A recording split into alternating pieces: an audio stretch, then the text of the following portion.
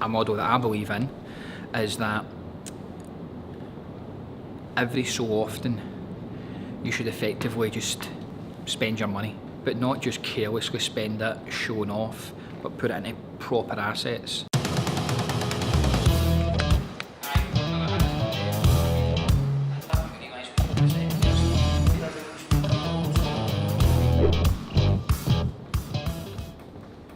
It's a little bit similar to what we spoke about, is that when we've got capital, I go and spend it.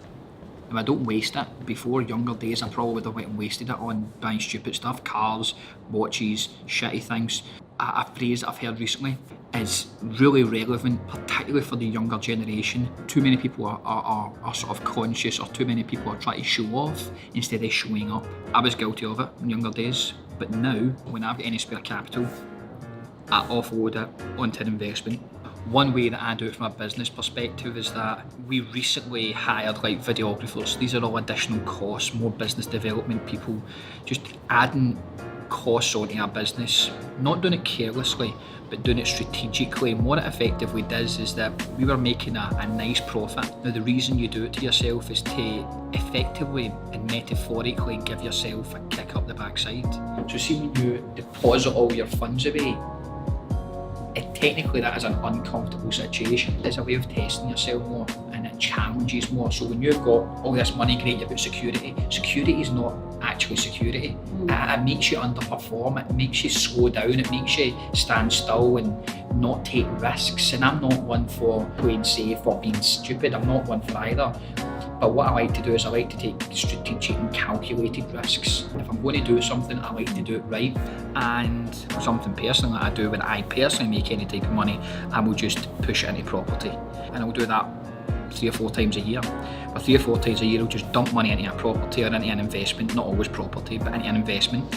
And I need to go at it again. I need to go hard at it again to recoup that money and to sort of, build the funds up again. So I've conceded that that's the way I always want to operate, because what it does for me, it keeps me sharp, it keeps me ready, it keeps me on the ball. I mean, think about it recently in terms of the business. Why didn't we just sit and build for another 2 or 3 years when we were doing very well? Effectively, nearly 100 grand a year between yourself and Fred, Craig and some other people worth of expenses. Because if you do that too long, you go stale and you go backwards. So having your back against the wall, getting comfortable being uncomfortable, which was what the title of the last vlog was, is massively important if you want to grow or challenge yourself in any way.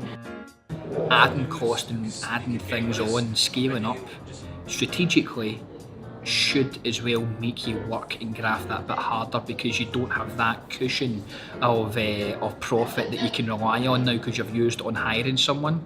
It's a little bit like we talk about where, as a business owner and entrepreneur, having that element of your back against the wall is not a bad thing.